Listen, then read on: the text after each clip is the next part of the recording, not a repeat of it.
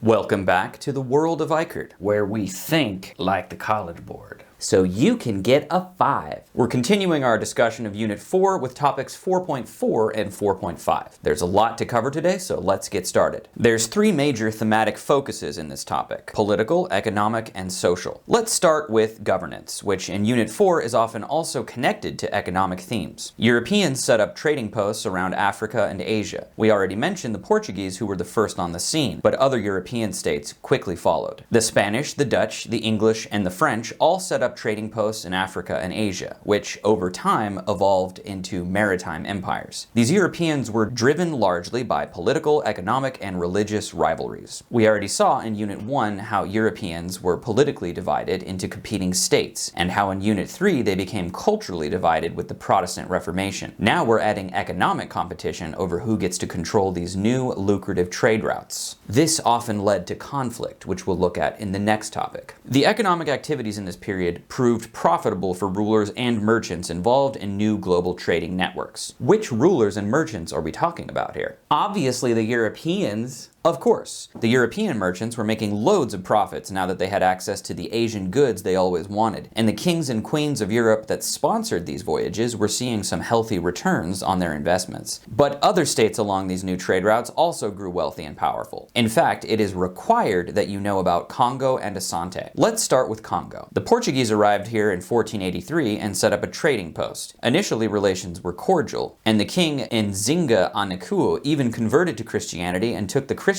name of João I. The Portuguese supplied architects and masons to help them build churches, as well as firearms and soldiers to help this African king subdue his enemies. Many of these defeated enemies were enslaved and carried off by the Portuguese. But over time, the Portuguese demand for slaves grew more than the supply of prisoners of war and criminals, and João's son, King Afonso I, often protested about the disastrous effects that this bloody business was having on his country. The Asante Empire arose a bit later, and by the beginning of the 18th century, they were also heavily involved in the slave trade with the English and the Dutch. Like the Kongo kings before them, the Asante emperors were eager to possess European firearms to subdue their enemies, who then also ended up being enslaved. Now let's head over to East Asia and see how some of the states there dealt with increasing contact with Europeans. The surge in missionary activity that came about because of the Protestant and Catholic Reformations was happening at the same time as all of this. That meant that many of those caravels and carracks were carrying not just goods and guns, but also priests. The Jesuits were the best well known, but there were many others. They started showing up and talking about Christianity, trying to get people to convert. In Asian states like Ming China and Tokugawa Japan, this was met with some hostility. Both states set some serious restrictions, not only on missionaries, but also on foreign trade. The most severe restrictions were from the Tokugawa, who instituted the policy of sakoku, which cut off trade relations with all Europeans except the Dutch, who had a tiny island off the coast of Nagasaki. The Dutch were more interested in making money than spreading Christianity. So the Europeans arrived on the scene, setting up trading posts, blasting away rivals with their cannons, building vast maritime empires, and trying to make everybody Christians. These were all significant changes in global networks of exchange. But the College Board also wants you to keep in mind the continuities, especially in the Indian Ocean. Many of the major players in Indian Ocean trade that we saw in Unit 2, 1200 to 1450, continued to be major players in Unit 4, 1450 to 1750. Gujaratis, Swahili Arabs, Javanese, and Omani merchants were all still doing serious business, and the majority of trade in this region continued to be intra-Asian. Speaking of continuity and change, let's head over to the Americas. We saw on topic 4.3 how the Columbian Exchange brought many new plants and animals to the Americas, and the economy there depended largely on agriculture. This involved both old and new labor systems. When the Spanish conquered the Inca Empire, they adopted the Inca Mita system of using labor as a tribute or tax. These indigenous laborers were used in both agriculture and the mining of silver, which we'll look at later. The Spanish also developed the encomienda system, which involved granting large pieces of land to Spanish conquistadors by the Spanish crown. Indigenous people were forced to work these land, and the encomenderos were expected to protect and educate these indigenous laborers in return, especially with the goal of converting them to Christianity. The status of these laborers was similar to serfdom in Europe. In reality, it tended to be very exploitative exploitative and involved a lot of abuse on behalf of the Spanish encomenderos. This was gradually replaced by the hacienda system, where the goal was more explicitly to make profit, and where the labor was also largely coercive. Indentured servitude was another form of labor that arose especially in the British colonies. These were typically Europeans that were required to work in a state of servitude for a designated period of time, after which they were freed. These people then typically became settlers. This coercive labor system had the most social mobility. The most exploitative form of coercive labor was chattel slavery, which developed on the large plantations that grew cash crops, particularly sugar. These enslaved people from Africa were legally treated as the same category as livestock. They had no rights, and it was common for family members to be separated from each other. This system was the most oppressive and also the most difficult to escape. There was often very little social mobility. So then let's move on to the theme of social interactions and organization. According to the CED, slavery continued in its traditional forms, which involved export to the Mediterranean and Indian Ocean regions, as well as slavery within African states themselves. So even slavery during this time period can also be seen as both a continuity and a change. Within African states, enslaved people were often incorporated into households. They were in a state of servitude, but not regarded legally as less than human, as they came to be in the Americas. But their arrival in the Americas, like those of the Europeans, contributed greatly to demographic, social, and cultural change, which is explored more in depth in 4.5 and 4.7. Now we're on to 4.5, Maritime Empires Maintained and Developed. This one covers 4 major themes. And it all starts with mercantilism. This was the economic theory shared by many European rulers at this time that the wealth and economic power of a state depended on its possession of hard metal currency, basically gold and silver. In order for a state to bring in more money than it was spending, it needed to create a favorable balance of trade. But on a global scale, Europeans had just the opposite situation that they wanted. They had an insatiable demand for Asian products, and they did not have nearly as many products to sell. In other words, they had a chronic problem of a negative balance of trade. Based on what we already know about what Europeans are up to in Unit 4, how do you think they solved this problem? Overseas colonies! Yes, these colonies are useful for 2 main things: resource extraction and captive markets. Let's start with resource extraction. The most obvious way is to extract gold and silver through mining. As we mentioned, this was largely done with the mita system of labor in the Spanish colony of Peru, especially in Potosi, a mountain of what for a time seemed like infinite quantities of silver. The colony of New Spain, now Mexico, also possessed many extremely productive mines. Access to this wealth made Spain the richest and most powerful country in Europe in the 16th century. Cash crops are the other main category of resource extraction, which we have already mentioned. Captive markets was the other way that Europeans sought to balance their books. The European colonizing power would force the people in the colonies to buy finished products only from them, the mother country. By around the end of the 16th century, the Portuguese had their trading post empire, and the Spanish had their mountains of silver and huge empire in the Americas. Other European powers felt they needed a way to catch up, but this was expensive and risky, and they needed to speed up the process. So they developed joint stock companies. This was both an economic and a political development. The Dutch East India Company was the first of its kind in Europe. Anyone could buy shares via the Amsterdam Stock Exchange, also an innovation of its day. This meant there was a much larger pool of people to provide investment and capital, and it also meant that there was a much larger percentage of people who would profit from their mercantilist adventures. These companies were granted a charter by the state, which allowed them the right to control the entire market of certain products, monopolies. For example, the Dutch East India Company controlled the market in nutmeg. They were even granted the right to raise armies, make treaties, pass laws, and control territory. So this is obviously economic, but it's also political. Just like mercantilism itself is economic and political. These companies helped their states' rulers increase their cash flow, and therefore their political power. Meanwhile, the companies themselves were also exercising political power. In fact, the Dutch East India Company would eventually control all of what we now call Indonesia. The British East India Company would control the entire Indian subcontinent. We also need to talk about the global flow of silver. And this story begins in China, with the Ming Dynasty's institution of the single wick policy in 1570, which required all taxes to be paid in silver. This led to a surge in Chinese demand for silver, just around the time that the Spanish were discovering huge silver bonanzas in their American empire. Let's take a look at this College Board map way back from the DBQ in 2006. The silver was mined in the Americas, then went either of 2 directions. It could have gone straight from Mexico across the Pacific Ocean to the Spanish Philippines. This silver was loaded onto huge ships called the Manila galleons. These galleons were large ships that were heavily armored and included many rows of cannons. From there, the silver would be unloaded and used to purchase Asian products in the sophisticated global market that Manila became. Much of the silver was also taken to Chinese ports to purchase Chinese goods directly, or the silver was shipped across the Atlantic to Europe. The Spanish monarchs used much of this to finance their European wars and their generally expensive habits. This silver floated around Europe for a bit, being used in trade and commerce from all sorts of people, including joint stock companies. And then it eventually made its way out of Europe and went around Africa or through the Mediterranean and into India. You can see that there's no silver flowing out of Asia, except from Tokugawa Japan into China. So from the European mercantilist perspective, all of these new sources of wealth were only a temporary solution, since all the silver ended up flowing into China and India, the silver sinks of the world. The next development that the College Board wants you to know is about conflicts between states that developed because of economic rivalries. The first example the College Board mentions is between Europeans and Muslims in the Indian Ocean. As you can imagine, Muslim rulers and merchants were often hostile to the Portuguese aggressively enforcing their spice trade monopoly. Smaller Muslim states like the Sultanate of Malacca and Sultanate of Gujarat attempted to resist, often with the support of the much larger Ottoman Empire. The Portuguese had a lot of successes early on, conquering places like Hormuz, Calicut, and Malacca, and setting up bases there. But the Muslims also had significant victories. For example, when the Safavid Empire under Abbas I reconquered Hormuz in 1622. Europeans also had serious rivalries with each other here. The Dutch East India Company eventually took Malacca from the Portuguese in 1641. The English also sponsored privateers, basically pirates, like Francis Drake, to attack Spanish treasure fleets in the Caribbean and elsewhere. Attacking another major power and literally stealing their hard currency and putting it into your treasury is a perfect illustration of mercantilist rivalry in practice. And Muslims also fought Muslims over trade routes, illustrated in the example of the two North African states, Morocco and Songhai, who fought over the trans-Saharan trade routes. And in Unit 3, we already saw how the Ottomans were fighting the Safavids, and the Safavids were fighting the Mughals. Everybody's fighting everybody. Yes, it was a pretty violent time. Now back to economics. Let's look at the Atlantic system, this entirely new trade system, traditionally referred to as triangular trade, illustrated by this public domain map here. We've already covered all this. Mercantilist policies led the Europeans to extract raw materials out of the Americas and sell their finished products there. Manufactured goods, including weapons, were sold to African states like Kongo and Asante in exchange for enslaved people, which were then brought to the Americas. While the major exports of African states to the Atlantic system were indeed enslaved peoples, they also supplied gold and ivory. And not just in raw bulk goods, but also in finely crafted luxury items, like this salt cellar from the Kingdom of Benin and exported to Portugal. These are products that required the work of skilled artisans. Speaking of artisans, the College Board wants to remind us all that finished products in this time continued to rely on artisans. The Industrial Revolution is not a thing yet. You'll have to wait for Unit 5 for that. So all the finished goods that were being traded all over the world were still made in the same old ways. The change in this period was that this work intensified because of the new increase in demand from these new trading networks. Europeans were arriving with boatloads of silver in places like China and India, and were buying more and more luxury items than ever before. Finally, the College Board also reminds us that most of the world was still dependent on agriculture. And even though we've talked a lot about transoceanic trade, most of the people in the world were still farmers, and most of the farmers were still peasants. Now on to social developments. As the transatlantic slave trade intensified, millions of people were forcibly moved out of Africa to the Americas. In Africa itself, this had profound destabilizing social consequences. Since most of the people enslaved were young men, this caused a demographic imbalance. The second part here is about how American, African, and European people all interacted with each other. All parties contributed to this cultural synthesis. So I guess we're on to culture now. Yeah, even though the College Board put this under the section for social stuff and then said culture.